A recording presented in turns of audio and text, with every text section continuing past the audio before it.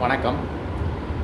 TV விவாதங்களும் சரி, social மீடியாவிலையும் சரி, தாவேக அரசாங்கத்தை திமுககாரங்க கடுமையாக விமர்சிக்கிறாங்க. அதுக்கு தாவேகக்காரங்களும் பதில் சொல்லிட்டு இருக்காங்க. இதில் பொதுமக்களாகிய நாங்கள் சொல்கிறது எப்படின்னா, தாவேக அரசாங்கத்தை விமர்சனிக்கிற ஒரு அருகதை திமுககாரங்களுக்கு கிடையாது. அதை தான் அவங்க சொல்கிறோம். அவங்க என்ன சொல்கிறாங்கன்னா, இப்போ சமீபத்தில் ஏதோ ஒரு 3 பள்ளிக்கூடங்களை மூடிட்டாங்க தாவேக அரசாங்கத்தில் அப்படின்னு சொல்கிறாங்க. அதுக்கு முழுக்க முழுக்க காரணம் தாவேக அரசாங்கம் பொறுப்பேற்றுக்கவே முடியாது. இதுக்கு முழுக்க காரணம் திமுக அரசாங்கம் தான். அவங்க செய்ய குளறுபடினால தான் இன்றைக்கி இந்த பள்ளிக்கூடங்கள் மூடிருக்காங்க. அடுத்த ஜூன் மாதம், இந்த 2026 ஜூன் மாதம் இல்லை, இதுக்கு முழுக்க திமுக அரசாங்கம் தான். 2027 ஜூன் மாதம் ஏதாவது பள்ளிக்கூடங்களை மூடினாங்கன்னா அதுக்கு தாவேக அரசாங்கத்தை நம்ம குறை சொல்லலாம். அடுத்த வருஷம் ஜூன் மாதத்தில் தமிழ் அரசு பள்ளிக்கூடத்தில் எந்தளவுக்கு குழந்தைங்க சேரணும், எந்தளவுக்கு தேர்ச்சி சதவீதம் அதிகமாகுது, தனியார் அரசு பள்ளிக்கூடத்தில் போன வருஷம் அதுக்கு முந்தின வருஷம் சேர்ந்ததை விட வர்ற 2027 ஜூன் மாதம் எந்தளவுக்கு குழந்தைங்க அதிகமாக சேர்றாங்க, இல்லை அதை விட கம்மியாக சேர்றாங்களா, இல்லை அடுத்த 2027 ஜூன் மாதம் ஏதாவது பள்ளிக்கூடங்களை மூடுறாங்களா அப்படிங்கிறத பார்த்து நம்ம தாவேக அரசாங்கத்தை அதை பற்றி குறை சொல்ல முடியும்.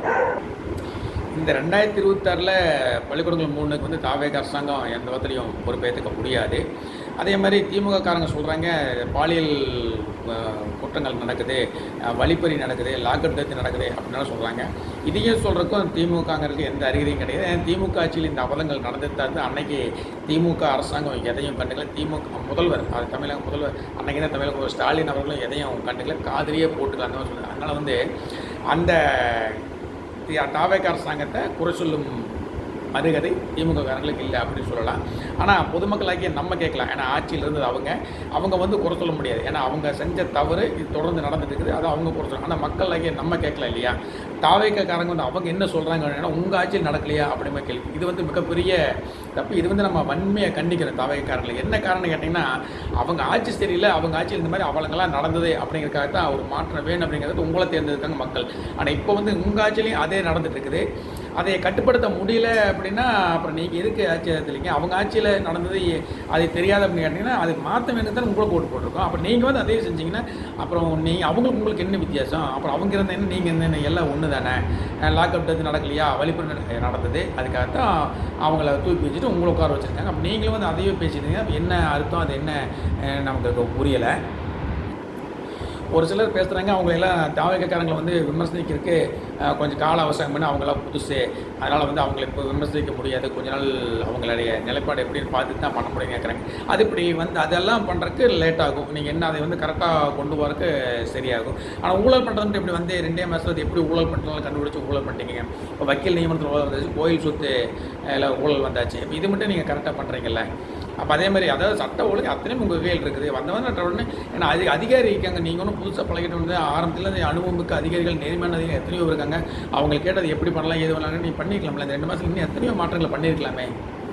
பெருசாக முழுசாக பண்ண முடியாட்டியும் அதுக்கான நடவடிக்கை எடுத்துக்கலாமே. நான் பொதுவாக சொல்லப்போனால் திமுக ஆட்சியில் இருந்த விட கொஞ்சம் லஞ்ச லாவணியம் குறைஞ்சிருக்குது. அரசு அதிகாரிகள் கொஞ்சம் நேர்மை வேலை செய்ய பார்க்குறோம்.